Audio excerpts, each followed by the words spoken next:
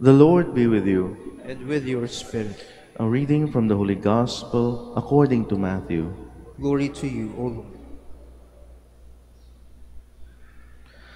Jesus said to his disciples, "In praying, do not babble like the pagans, who think that they will be heard because of their many words. Do not be like them. Your Father knows what you need before you ask Him. This is how you are to pray. Our Father who art in heaven, hallowed be thy name. Thy kingdom come, thy will be done, on earth as it is in heaven. Give us this day our daily bread, and forgive us our trespasses, as we forgive those who trespass against us. And lead us not into temptation, but deliver us from evil. If you forgive men their transgressions, your heavenly Father will forgive you. But if you do not forgive them, neither will your Father forgive your transgressions." The Gospel of the Lord. Praise to you, Lord Jesus Christ. Please be seated. Sa ating pong ebanghelyo, natunghayan po natin yung panalangin itinuro sa atin ng ating Panginoon, ang Ama namin, ang Our Father. Pero dito po sa ating ebanghelyo, meron po siyang isang bagay na in-emphasize. At yun po yung pagpapatawad sa mga nagkakasala sa atin. If you forgive men their transgressions, your heavenly Father will forgive you. But if you do not forgive men, neither will your Father forgive your transgressions. Sinasabi po na sa atin na kung gusto po tayong patawarin sa ating mga kasalanan, kailangan natin munang patawarin yung mga nagkakasala sa atin.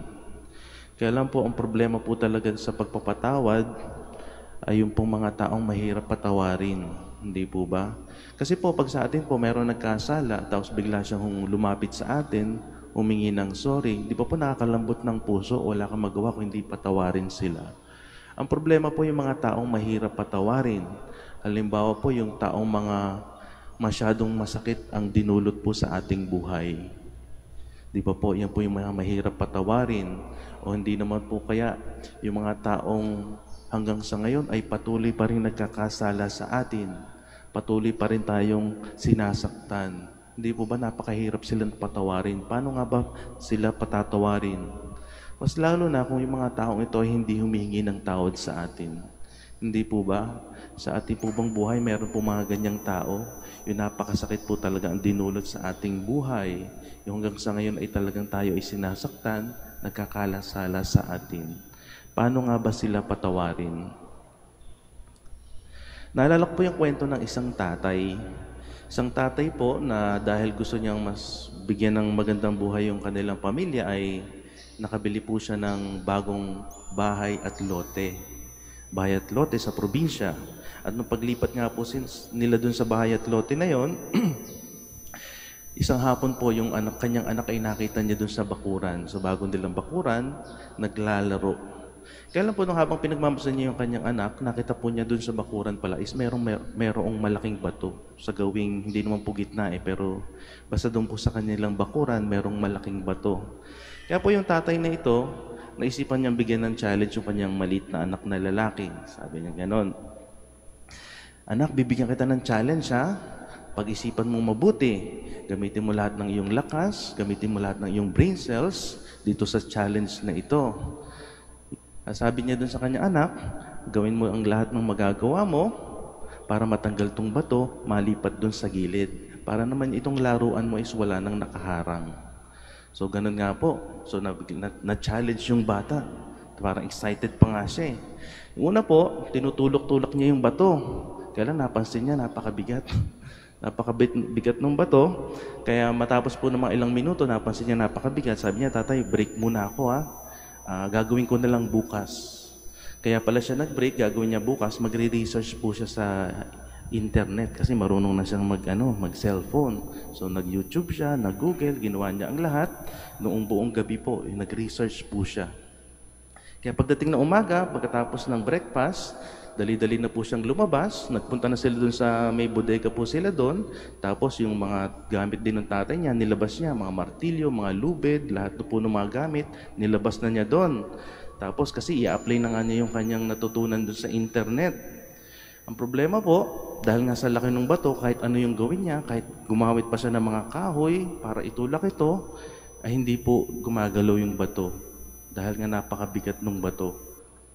Hanggang sa magtatanghali na po dahil yung araw ay tirik na, siya ay pagod na, ginawa niya lahat ng na-research niya, at siya po ay pagod na dahil nga sa init, siya po ay sumuko na at siya ay nagpunta na sa kanyang tatay.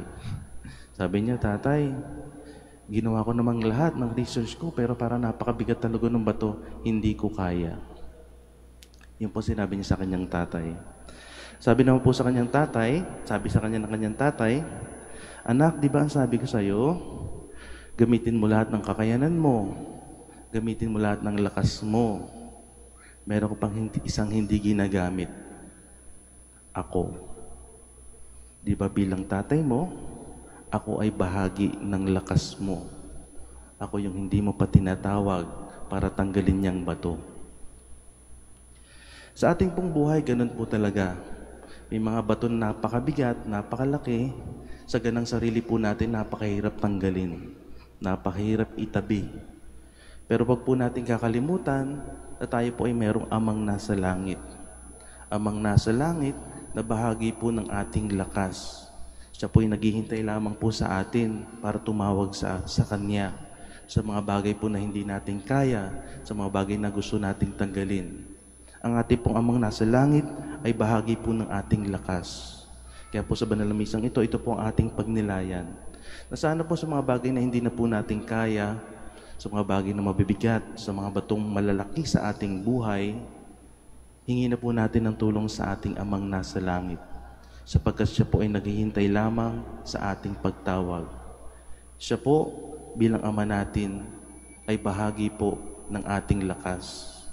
Andyan lamang po siya, naghihintay sa atin, naghihintay sa tawag natin. Kaya po sa banal na misang ito po ang ating pagnilayan. Ang ating amang nasa langit ay bahagi ng ating lakas.